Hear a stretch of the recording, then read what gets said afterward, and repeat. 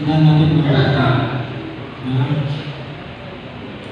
sabi po sa Santiago, ano po sabi sa Santiago, James 1 verse 19. Kaya sila po ngayon, hindi na po nasulat natin.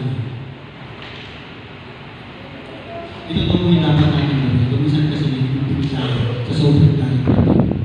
Sabi dito sa James 1 verse 19, mga kapatid kong minamahal, unawain ninyo ito, maging alisto kayo sa pakikinig. Matuto muna tayo maging sabi dito, maging alisto kayo sa pakikinig. Mag-ingat sa pagsasalita at hindi agad ang nagagaya. Dahil ang galit ng tao ay pinakatulong upang magawa kung ano ang ayon sa kalooban ng ating Panginoon. Kaya talikuran ng ninyo ang inyong marunong gawa. Alisin ang masasamang asal, mapagkumbabang tanggapin ninyo ang salitang itinanim sa inyong puso, ito ay pinakayahang magligtas sa inyo. Mabuhay kayo ayon sa salita ng Diyos. Kung ito'y pinakinggan lamang ninyo, ngunit hindi sinasagawa, dinadaya nila ang inyong mga sarili.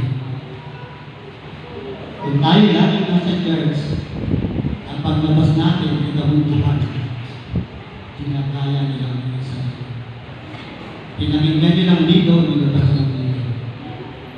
Christian lang tayo pag Sunday, pero yung ibang araw natin, nakalimutan natin yung ating